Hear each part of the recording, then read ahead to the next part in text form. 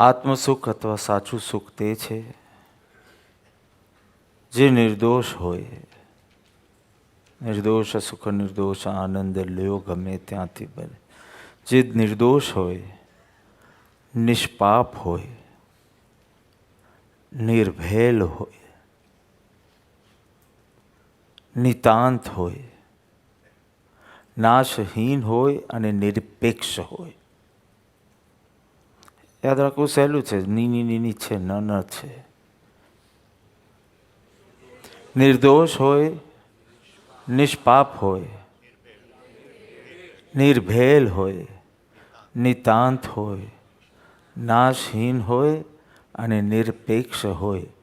તે સાચું સુખ, તે આત્મિક સુખ, તે વિષય સુખ નહીં. કારણ કે વિષય સુખમાં આ લક્ષણો પ્રાપ્ત થતા નથી અને આત્મિક સુખોમાં આ લક્ષણો પ્રાપ્ત થાય છે. માટે તે સાચું સુખ છે અને તે માટે પ્રયત્ન કરવો. જ્યાં જ્યાં વાસના હોય ત્યાં ત્યાં દુઃખ છે. એને હું વિષય સુખ પણ કઈ રીતે કહી શકું? વિષય સુખ ને આત્મસુખની તુલના કરવા બેઠા, પણ જ્યાં વાસના ત્યાં દુઃખ. ગમે તેટલો વિકાસ કર્યો હોય અને ગમે તેટલા સંપત્તિવાન હો, પરંતુ જ્યાં વાસના છે ત્યાં દુઃખ છે. રાવણને જોઈ લો, કેટલો બલવાન, કેટલો બુદ્ધિશાળી, કેટલો શક્તિશાળી, કેટલો સંપત્તિવાન અને કેટલી ભક્તિ પણ. જૈનેતર ગ્રંથમાં શિવની બતાડે છે, જૈન ગ્રંથોની અંદર અષ્ટાપદનો આખો પ્રસંગ બતાવે છે, પણ ભક્તિ તત્વ પણ હતું. પણ જ્યાં વાસના ત્યાં દુઃખ અને જ્યાં વાસના ત્યાં વિનાશ. એક પરસ્ત્રી ભોગવવાની વૃત્તિ, એ વાસના જાગી અને બીજું અહંકાર, એની આલોચના કરવાને બદલે એમાં જ અનુલોમ કરવાની જે ઈચ્છા જાગી, તેના કારણે વિનાશ થયો અને જગતને એક ગ્રંથ મળ્યો, રામાયણ. સોનાની થાળીમાં જમતો હોય તો, હવે સોનાની થાળીમાં જમવું હોય તો સુખ કહેવાય કે નહીં? સોનાની થાળી, ચમચી પણ સોનાની, અને ખુશ થતો થતો જમતો હતો. ચટણી પીરસાય, શું કરવાનું એનું?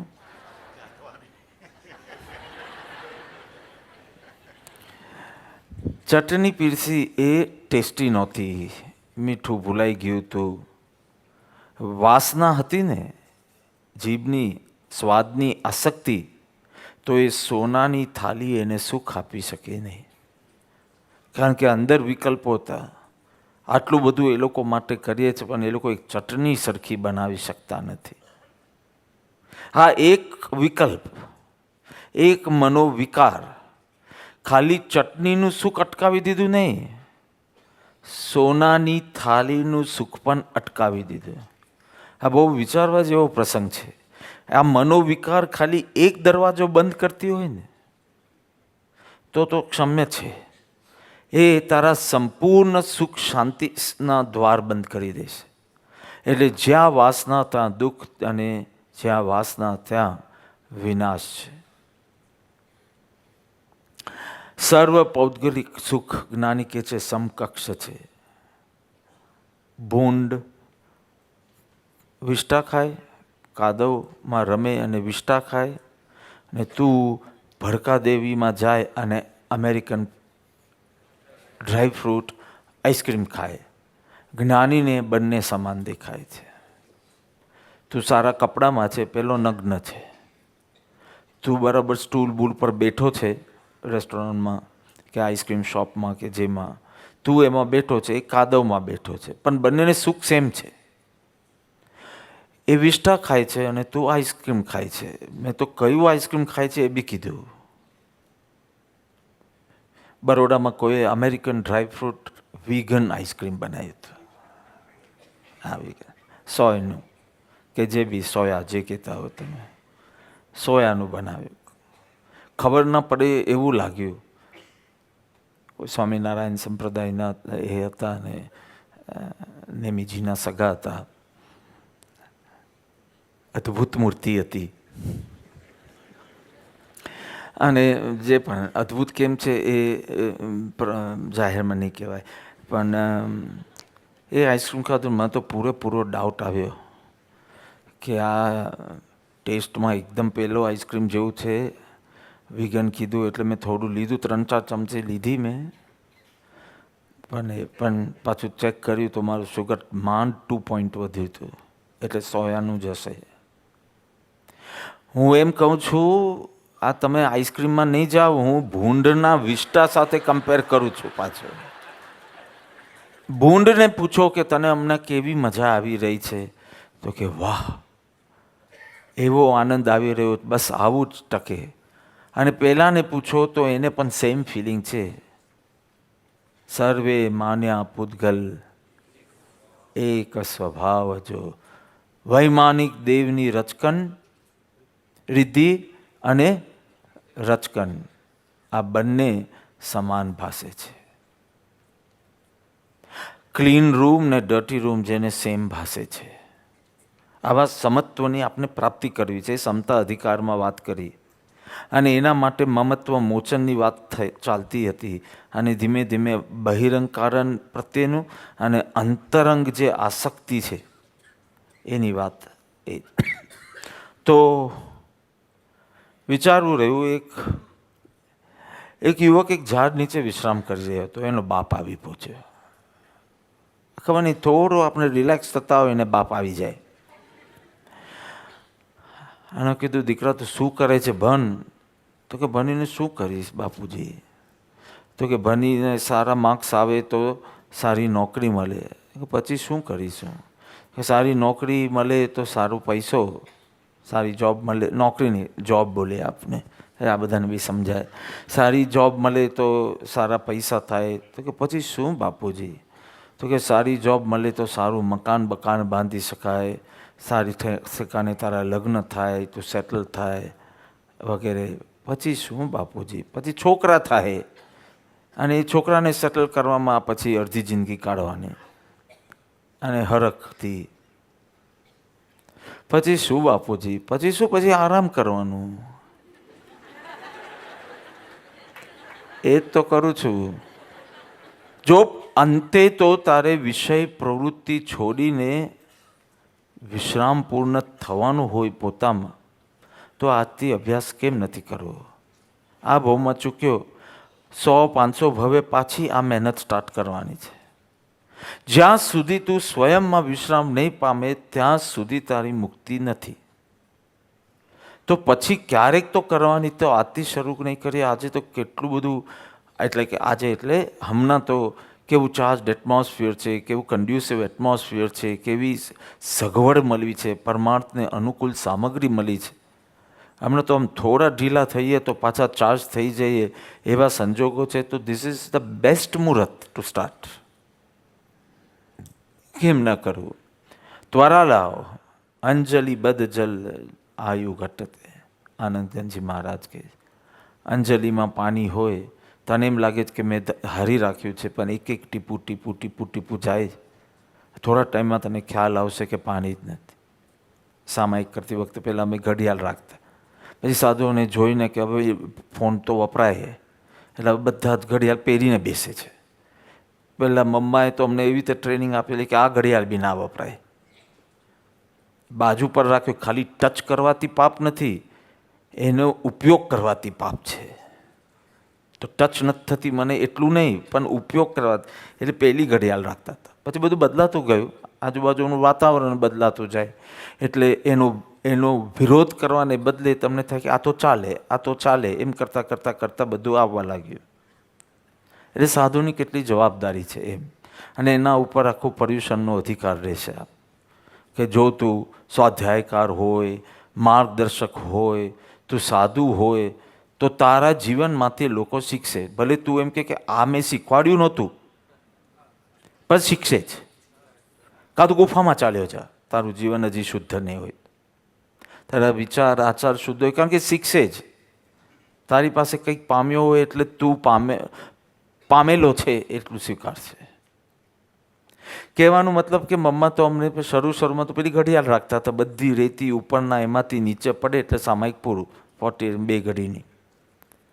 અને એ જે રેતી પડતી જાય તે તારે સોનાની ગણીને સદુપયોગ કરવાનો, કે આ રેતી નથી, આ સોનું પડી રહ્યું ને ખતમ થઈ રહ્યું છે. જેટલો એનો સદુપયોગ કરીશ એટલો લાભ. બાકી આવી સોનું ઝરે એવી તક પાછી મળે કે ન મળે.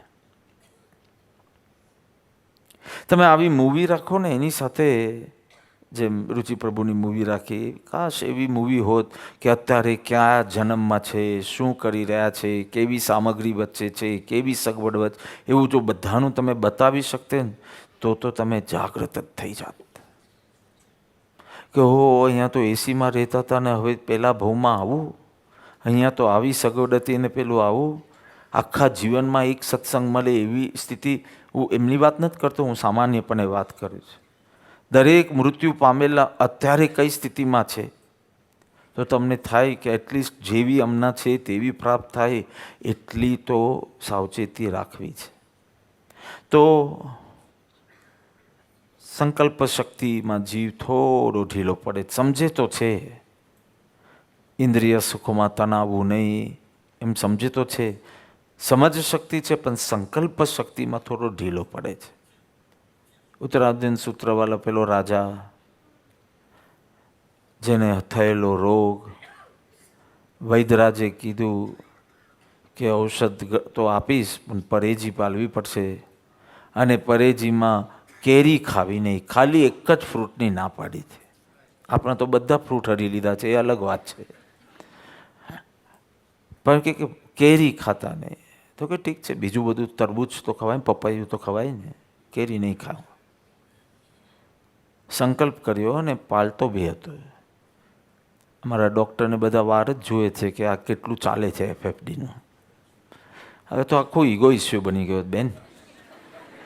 તમે હવે મારી સંકલ્પ શક્તિ ઉપર પ્રહાર કર્યો છે.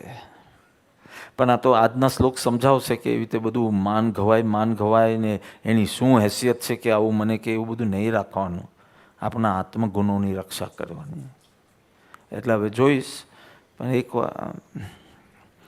બાહુબલીએ બી આમ કરીને, અને એક વખત શિકાર કરવા નીકળે છે એ અને એનો પર્સનલ એડવાઇઝર. એનો જે પર્સનલ એડવાઇઝર હતો ને એ રાજાનો, એ બહુ ડાયો હતો, ભલે મારો ના હોય, પણ એ તો કે નહીં, પાલવાનું જ, એમ છોડવાનું નહીં, પાલવાનું છે. બધાના જુદા જુદા ઉદય હોય. મને દરરોજ એકવાર કહેવામાં આવે છે કે ક્યારે છોડશો. મેં કીધું શું સંસાર? તો કે ના, FFD.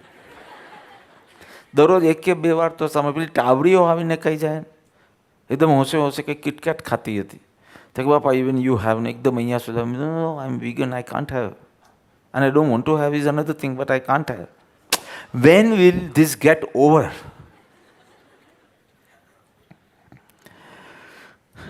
પણ એનો ઉદય અલગ હતો. એનો પર્સનલ એડવાઇઝર સો ટુ હિટ કે કેરી ના જ ખાય. શિકાર કરતાં કરતાં એક કેરીનું ઝાડ જોયું. રાજાએ કીધું ચાલો ને એની નીચે એની છાયામાં બેસવાની ના નથી પાડી વૈદ્ય, કેરી ખાવાની ના પાડી છે, એના છાયામાં બેસવાની ના પાડી છે. મંત્રીએ કીધું ને આપણે આગળ જઈને બેસીએ કશે. પછી આમ મન છે ને શરૂમાં એક જ સ્ટેપ ગબડે છે અને પછી નથી ગબડવું ને ગબડી જાય છે. છાયામાં એક કેરી પડી તો કે રાજન આ બાજુ જુઓ, વાતોના વડા નહીં કરે. હું બોલ્યો નથી તે તું બોલે ને, જ્ઞાન તારું સુંદર. અને પછી સાંજના મેંદુ વડા લઈને આવ્યો, એને જ બેસાડીને ખવડાવ્યા. તો કે હાથમાં કે જોવાની ક્યાં ના પાડી છે, ખાવાની ના પાડી છે. થોડો ટાઈમ થયો એટલે સૂંઘવા લાગ્યા. સૂંઘવાની ક્યાં ના પાડી છે, ખાવાની ના પાડી. જો એક એક એક એક એકમાં ઢીલો પડતો ગયો. તમે એને તો સમજી જ ગયા હશો. ચાખવાની ક્યાં ના પાડી છે. એક કેરી ખાવાથી શું થઈ જશે, મરી ગયો. સમજણ હોવા છતાં બી સંકલ્પ શક્તિ ઢીલી છે. Very easy method. દરરોજ થોડી થોડી સંકલ્પ શક્તિ વધારો, ડૂમાં પણ અને ડોન્ટમાં પણ. અમુક સંકલ્પ શક્તિ ડૂ વધારવામાં, અમુક સંકલ્પ શક્તિ ડોન્ટ ઘટાડવામાં. દરરોજ કેટલું વોક કરે છે અપૂર્વજી? આજે 50 મિનિટ. હું 1.5 કલાક નથી કહેતો. સંકલ્પ શક્તિ, કારણ કે આમ 40 મિનિટથી આપણે પતી ગયુંના ભાવમાં તો આવી જાય.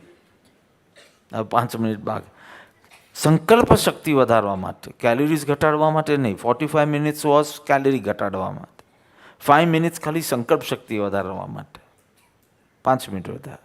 એકદમ સિમ્પલ કહું છું. 3 વાર ચા પીતો હોય, આજે 2 વાર. ઓ ઇઝ ધીસ ટુ ડિફિકલ્ટ? મેં ચા થોડી છોડાવી છે, પહેલાં તો ચા બી છોડાવી દીધી છે. થોડી ડૂમાં સંકલ્પ શક્તિ, થોડી ડોન્ટમાં સંકલ્પ શક્તિ, તારી માનસરોવરની યાત્રા મસ્ત થઈ જશે. પણ એમાં કંઈ ઇમ્પોર્ટન્ટ નથી, મોક્ષની યાત્રાની વાત છે.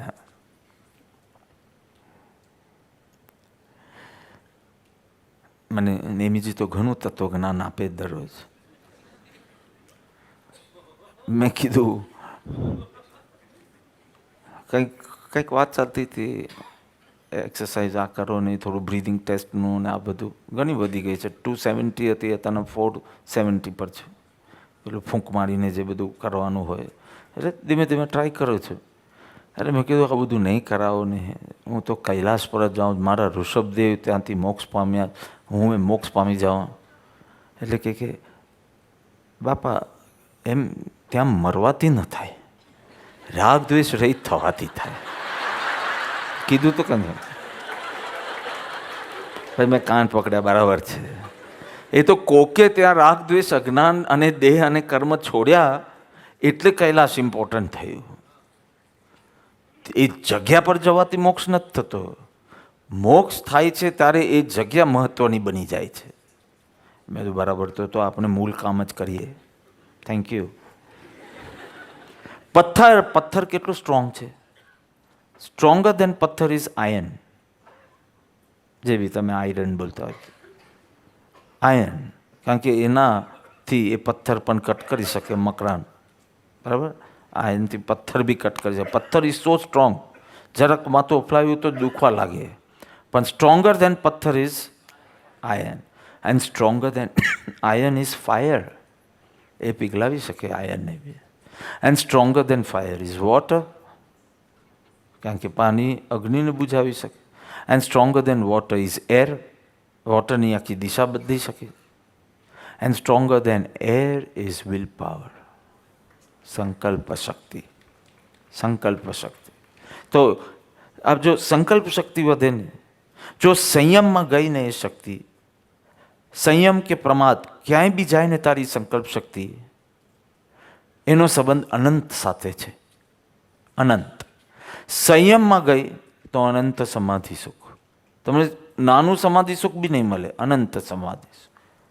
પ્રમાદમાં ગઈ ને તો અનંત કાળનું પરિભ્રમણ. ક્યાંય બી જશે સંકલ્પ શક્તિ, એનો સંબંધ અનંત સાથે છે.